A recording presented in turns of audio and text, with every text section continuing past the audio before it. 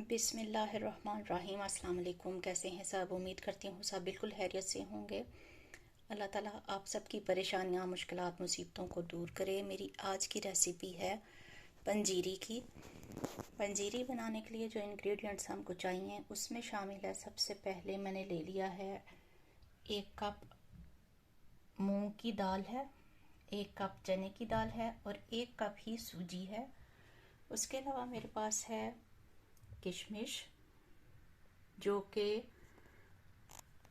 एक बाउल के हिसाब से मैंने लिया। मेरे पास थोड़ी सी ये ग्रीन, हाफ बाउल मेरे पास ये ग्रीन वाली थी किशमिश, और हाफ मैंने ले ली है ये थोड़ी सी डार्क कलर में। तो उसके अलावा मेरे पास है फूल मखाने, जो हैं ये मैंने लिए हैं 50 ग्राम। इसके अलावा मेरे पास 100 ग्राम है पिस्ता। इसके अलावा है मेरे पास गोंद। इसके अलावा है कद्दूकश किया हुआ नारियल। 1 बड़ा खाने का चम्मच मैंने लिया है इलायची पाउडर। चीनी इसमें हस्बे जायका जाएगी। उसके अलावा मैंने लिए हैं नट्स में आपको जो जो चीज़ें पसंद हैं आप वो ऐड कर सकते हैं। मिसाल के तौर पे अगर आप काजू की मिकदार बढ़ाना चाहते हैं तो कोई इशू नहीं, आप बढ़ा सकते हैं। अगर आपको बादाम ज़्यादा पसंद है तो आप बादाम ज़्यादा कर सकते हैं। इसके अलावा मैंने 4 मगज़ लिए हैं इसमें, और नारियल को मैंने काट भी लिया है थोड़ा सा। उसके अलावा मैंने ये किशमिश आपको दिखाया कि हाफ मैंने थोड़ी डार्क ली है और हाफ मैंने ग्रीन में ली है। तो चलिए स्टार्ट करते हैं। इसके अलावा भी अगर आपको अखरोट वगैरह डालना है, जो नट्स भी आपको पसंद है आप डाल सकते हैं। इसके अलावा इसको बनाया जाता है हमेशा, ये एक ट्रेडिशनल किस्म की रेसिपी है। हमेशा पंजीरी जो है हमारे बहुत ही पुराने आबाओ अजदाद से चली आ रही है। यह ट्रेडिशनल सी डिश है और इसको बनाना थोड़ा मुश्किल तो नहीं होता, लेकिन बहुत टाइम इसके लिए स्पेंड करना पड़ता है। तो देसी घी में इसको बनाया जाता है क्योंकि ये एक बिल्कुल देसी किस्म की डिश है। तो स्टार्ट करते हैं। सबसे पहले मैं आपको बताऊंगी कि मैं मूंग की दाल और चने की दाल, इन दोनों को मैं ग्राइंडर में ग्राइंड करके बिल्कुल इनका पाउडर बनाने लगी हूँ। उसके बाद मैं आपको बताती हूँ कि हमने कैसे अपनी पंजीरी को बनाना है। तो चलिए सबसे पहले अपनी दालों का पाउडर बनाते हैं, तो उसके बाद फिर हम स्टेप बाय स्टेप आपको बताते हैं कि कैसे बनेगी हमारी पंजीरी। दाल को ग्राइंडर में डाल लिया है, अब हम इसको पीस लेते हैं अच्छी तरह से।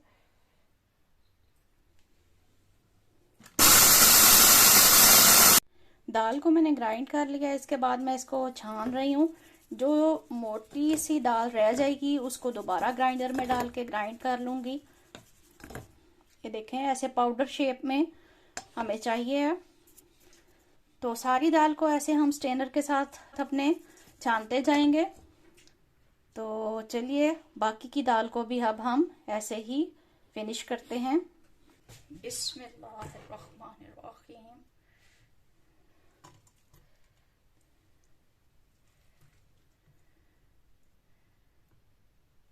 सबसे पहले मैं डाल रही हूँ अपने बादाम क्योंकि ऑलरेडी मुझे रोस्टेड ही मिले हैं, तो मैं बिल्कुल थोड़े से हल्के से रोस्ट करूंगी।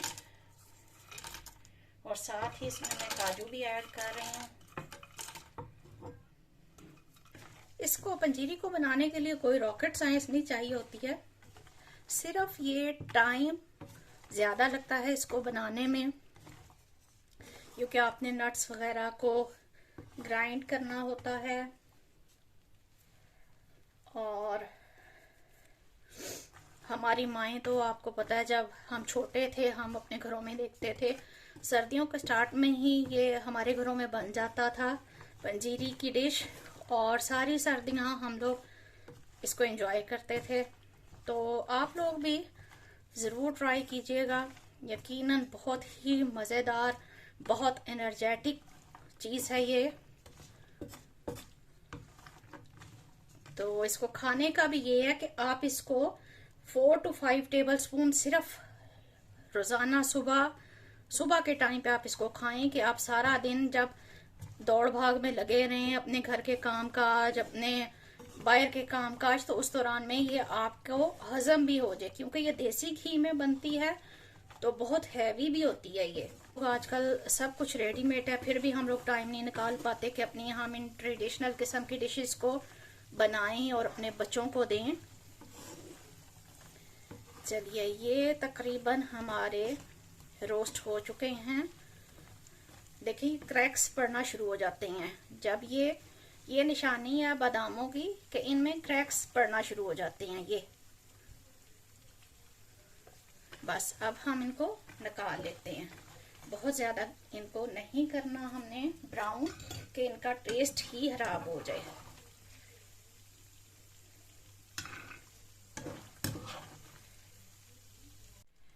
अब मैं पिस्ता ऐड कर रही हूँ।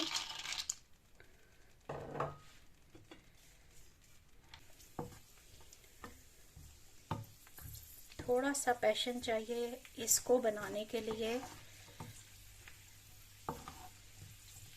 बस ये हो गया हमारा, हम इसको निकाल लेते हैं। सिर्फ 1 मिनट ही लगा है इसको फ्राई करते हुए।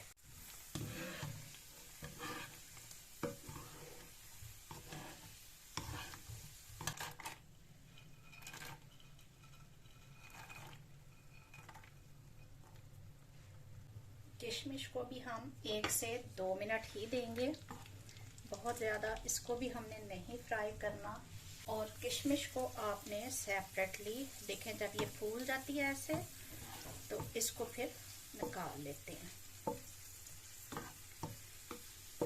ये हो गई, इसको भी हम निकाल लेते हैं।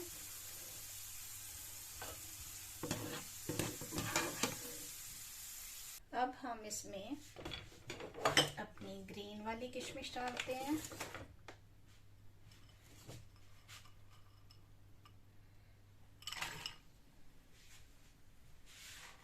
ग्रीन किशमिश को भी 1 मिनट ही लगेगा फ्राई करते हुए, और ये भी फूलना शुरू हो गई है। अब इसको निकाल लेते हैं। देखें ये बिल्कुल रेडी हो गई है, ये देखें। इसको बस अब हम जल्दी से निकाल लेते हैं। अब हम इसमें ऐड करने जा रहे हैं अपनी गोंद। गोंद को भी आपने बिल्कुल स्लो हीट पे करना है फ्राई। जब ये अच्छे से फ्राई होती है तो ये फूल जाती है। ये मेरे पास थी 100 ग्राम, और बाकी चीज़ों की, ड्राई फ्रूट्स की मिकदार आप अपनी पसंद के मुताबिक ज़्यादा या कम रख सकते हैं। दालें मैंने 1-1 कप ली हैं, यानी कि वो 1-1 पाव समझ लें आप, 1-1 पाव के बराबर हो जाती हैं। दूध को आपने अच्छी तरह से फ्राई कर लेना है, क्योंकि अगर ये अच्छे से फ्राई नहीं होगी तो ये ग्राइंड भी सही से नहीं होगी, और दूसरा जब आप इसको खाएंगे तो ये आपके दांतों में चिपकेगी। तो इसलिए हम दूध को अच्छे से फ्राई करते हैं।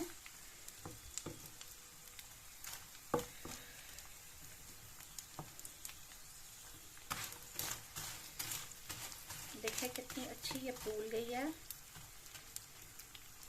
ओके, ये बिल्कुल रेडी हो गई है। अब हम इसको निकाल लेते हैं। अब मैं इसमें फ्राई करने लगी हूँ फूल मखाने।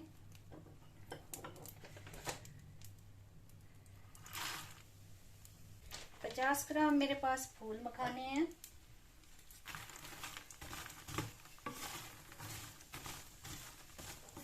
बिल्कुल स्लो हीट पे इनको भी हमने फ्राई करना है। देखिए गूंद बहुत अच्छे से हमारे फ्राई हुई है।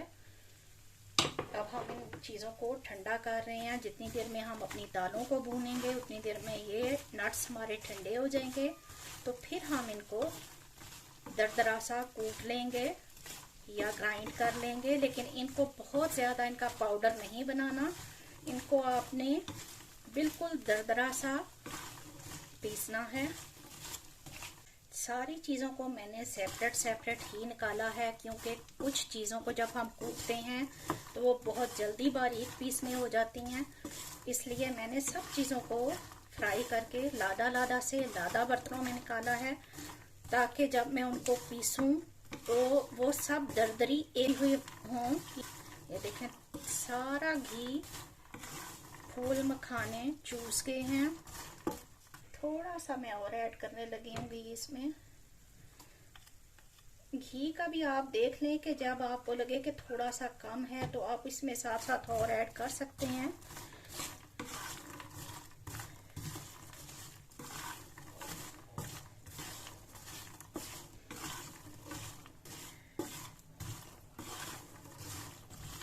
बिल्कुल देखें अभी तक घी नहीं पिघला, स्लो हीट मैंने रखी हुई है, बिल्कुल स्लो हीट।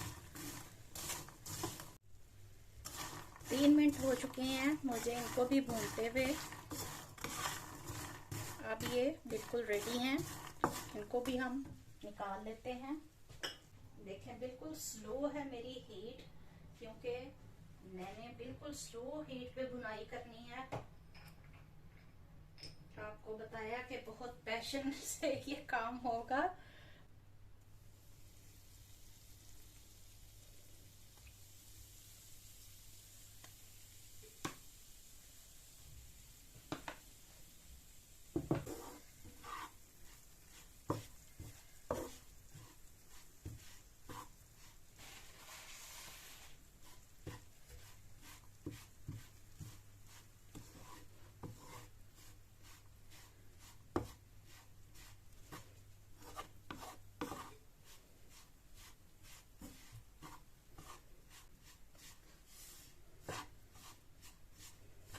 बिल्कुल स्लो हीट पे मैं देख लें मुसलसल चम्मच चलाते हुए इसको पका रही हूँ, इसको भून रही हूँ। जब इसकी खुशबू आना शुरू हो जाए तो फिर आप समझ आइएगा कि ये फ्राई हो चुकी है, ये भुनी जा चुकी है। बहुत अच्छी दानेदार सी हमारी दाल लग रही है। इस स्टेज पे बस ये आप समझें कि भुनने हो गई है।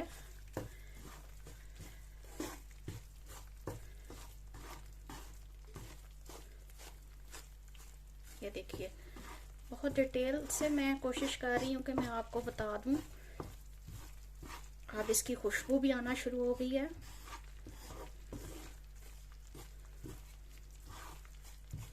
ये अभी मैं चने की दाल ही फ्राई कर रही हूँ। ये देखिए कैसे ऐसे महसूस होता है जैसे इसने काफी पानी छोड़ा हुआ है।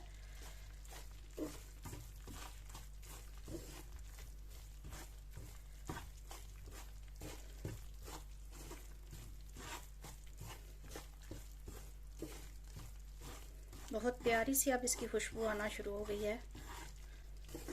घी भी आपने साथ साथ ऐड करते जाने, आपको लगे कि बहुत खुश्क है तो आप थोड़ा सा घी और ऐड कर सकते हैं। मैंने लगभग इसमें अब 3 चम्मच ऑयल डाला था और ये 5 चम्मच मेरे पास दाल थी। बहुत अच्छे से भुनाई हो रही है।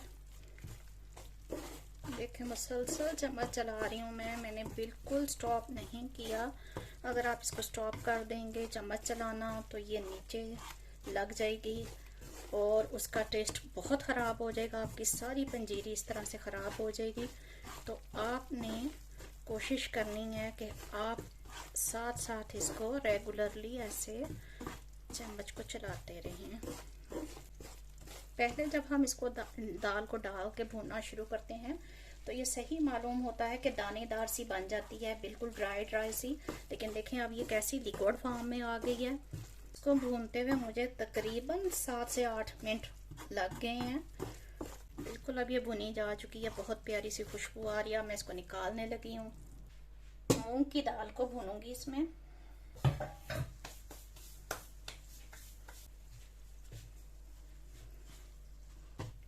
चलिए जी मैं अब आपको बताती हूँ कि कितने मिनट लगेंगे इसको भूनते। तकरीबन हमारी मूंग की दाल भी भूनने हो चुकी है और इसको लग चुके हैं 10 मिनट अब तक।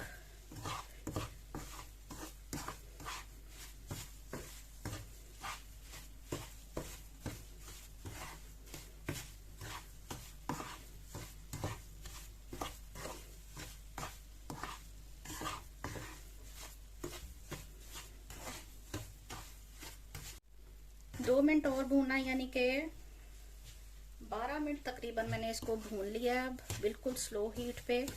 और मूंग की दाल भी बिल्कुल अच्छी सी फ्राई हो चुकी है, बहुत अच्छी सी खुशबू आ रही है। अब मैं इसको अपने पॉट में निकालने लगी हूँ। मैं इसमें दोबारा से ऐड कर रही हूँ घी, क्योंकि अब मैंने सूजी को भूनना है। 2 चम्मच मैंने ऐड किया है घी को। अच्छा, हर चीज़ को पकाने की कोई ना कोई एक ख़ास टिप होती है। अब जैसे जब आप समझें कि अब ये भूनने हो चुकी हैं, तो आप उसको एक छोटी चम्मच में एक प्लेट में निकाल के थोड़ी देर के लिए रखें। जब वो थोड़ी सी ठंडी हो जाए तो आप उसको थोड़ा सा चखें। वो आपको बहुत ही कनकिश, बहुत ही क्रिस्पी सी लगेगी। तो इससे आपको पता चलेगा कि आपकी दाल बहुत अच्छे से भुनने हो चुकी है। बिल्कुल लो हीट पे सूजी को भूनते हुए भी मुझे 10 मिनट गुजर चुके हैं। और अब देखें कि थोड़ा सा घी नीचे नज़र आ रहा है, जिसका मतलब है कि सूजी भून चुकी है। अब मैं इसमें ऐड करने जा रही हूँ, ये इलायची पाउडर था, 1 खाने का चम्मच मैंने लिया है।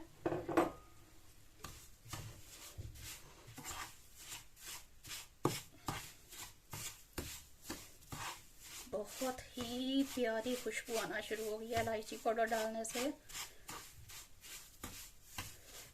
इसके साथ साथ मैं इसमें ऐड करने जा रही हूँ अपना क्रश किया हुआ कोकोनट।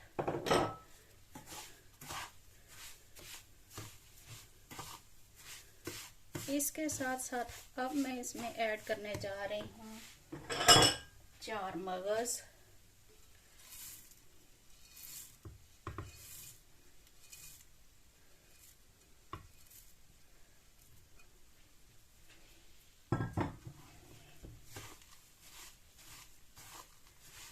क्योंकि मैंने इनको 4 मगज को तो ग्राइंड नहीं था करना, तो इसलिए ये हो भी बहुत जल्दी ब्राउन जाते हैं। तो मैंने सोचा कि सूजी के साथ ही थोड़ी देर इनको भून लिया जाएगा। बहुत अच्छे से ये भून जाएंगे सूजी के साथ ही। भून चुका, अब हम इसको भी अपने पॉट में निकाल लेते हैं।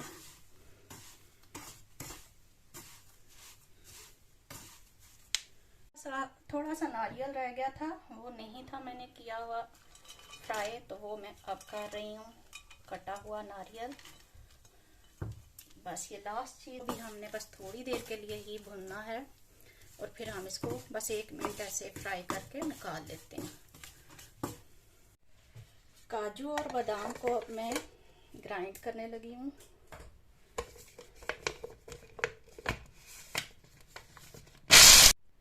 अब पिस्ता ऐड कर लिया, पिस्ते को ग्राइंड करेंगे। पिस्ता ग्राइंड हो गया है। अब गोंद डाल ली है मैंने, गोंद को ग्राइंड करूंगी। गोंद भी बहुत अच्छे से ग्राइंड हो गई है। अब फूल मखाने डाल लिए हैं और इनको ग्राइंड करते हैं। फूल मखाने भी ग्राइंड हो चुके हैं। सारी चीज़ों को मैंने अपने पॉट में ऐड कर लिया है। सिर्फ अब ये किशमिश रह गई है, इसको भी ऐड कर देते हैं। तो अब ये काफ़ी हद तक ठंडी भी हो चुकी है। इसको अब हम मिक्स करते हैं सारी चीज़ों को। अब मैं थोड़ा सा, ये ठंडा हो गया, इसको मिक्स कर लिया हुआ है, और इसमें अब मैं शुगर ऐड करने जा रही हूँ। तो शुगर ऐड करने के बाद आप इसको चख लें। अगर आपको और रिक्वायर्ड हो शुगर, तो वो आप इसमें ऐड कर सकते हैं। पंजीरी बिल्कुल रेडी हो चुकी है। इसको हमने अब डिश आउट कर लिया है। हम आपको दिखाते हैं। माशाल्लाह बहुत ही ज़बरदस्त सी हमारी पंजीरी रेडी हुई है। तो वीडियो को लाइक, शेयर और सब्सक्राइब ज़रूर कीजिएगा। ये एक बहुत ही आज मेहनत तलब काम था जो मैंने किया है आपके लिए, ताकि आप तक मेरी रेसिपी पहुंच सके। अपनी दुआओं में याद रखें, और अब इजाज़त चाहती हूँ। अल्लाह हाफिज़।